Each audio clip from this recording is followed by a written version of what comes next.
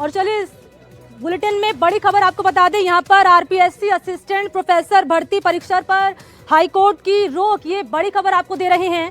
RPSC assistant professor भर्ती परीक्षा पर हाईकोर्ट ने रोक लगा दी है। सचिव रामनिवास मेहता हुए हैं कोर्ट में पेश। ये बड़ी खबर है इस वक्त की। कोर्ट ने दिया आदेश, पहले भर्ती परीक्षा के लिए विस्तृत सिलेबस जारी करें, ये कोर्ट ने कहा है इस मामले में, और उसके 30 दिन बाद करवाएं परीक्षा। याचिकाकर्ताओं की ओर से एडवोकेट राम प्रताप सैनी ने पैरवी इस मामले को लेकर की है। तो ये बड़ी खबर आपको दे रहे हैं। आरपीएससी असिस्टेंट प्रोफेसर भर्ती परीक्षा मामले पर हाईकोर्ट ने ये बड़ा फैसला यहाँ पर दिया है। हाईकोर्ट ने रोक लगा दी है। सचिव रामनिवास मेहता कोर्ट में पेश हुए हैं और कोर्ट ने दिया आदेश कि पहले भर्ती परीक्षा के लिए विस्तृत सिलेबस जारी करें, ये कहा है कोर्ट ने, और उसके 30 दिन बाद परीक्षा करवाएं। सहयोगी विश्वास से जान लेते हैं पूरी खबर। इस वक्त हमारे साथ जुड़ चुके हैं, बताएं विश्वास।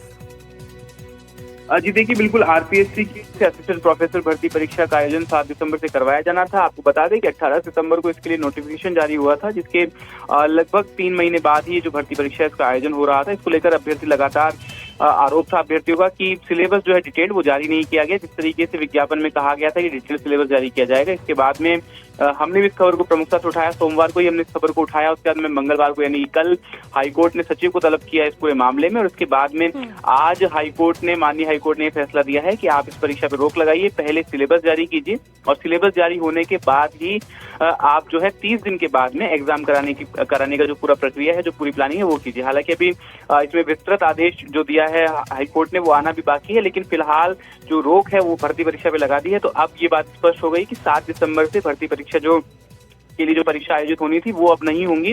पहले सिलेबस आएगा और सिलेबस आने के 30 दिन बाद ही जो भर्ती परीक्षा है उसके लिए नया जो तिथि है और नया जो कैलेंडर है वो जारी किया जाएगा। ठीक है, बहुत शुक्रिया आपका विश्वास शर्मा तमाम जानकारी देने के लिए। और आइए अगली बड़ी खबर आपको दे दें। कैबिनेट बैठक से लेकर जुड़ी हुई जानकारी यह है कि बैठक खत्म हो चुकी है और अपडेट ये भी सामने आ रही है कि कैबिनेट बैठक के बाद मंत्री परिषद की जो बैठक है वो भी खत्म हो गई है।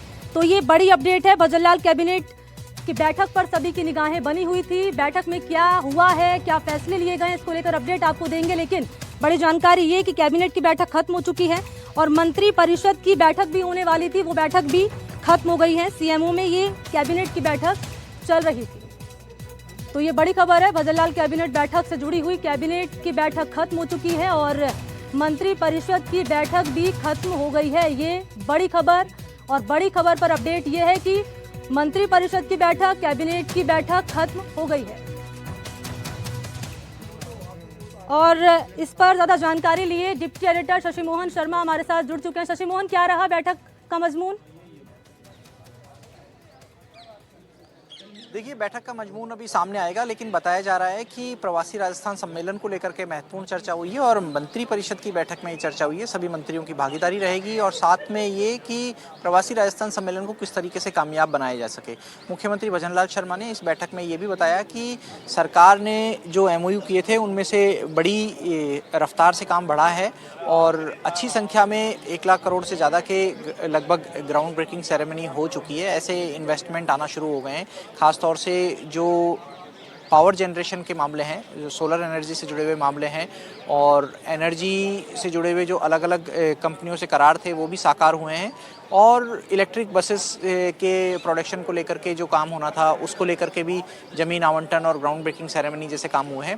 प्रवासी राजस्थान सम्मेलन में मुख्यमंत्री भजनलाल शर्मा अपनी सरकार में जो पिछले 1 साल में राइजिंग राजस्थान के बाद से काम हुआ, कितना काम हुआ, कितने MOU धरातल पर आए, इसका रिपोर्ट कार्ड भी रखेंगे। साथ में 15 तारीख को सरकार की दूसरी वर्षगांठ है और उस सालगिरह के आयोजन की तैयारियों को लेकर के भी चर्चा हुई है।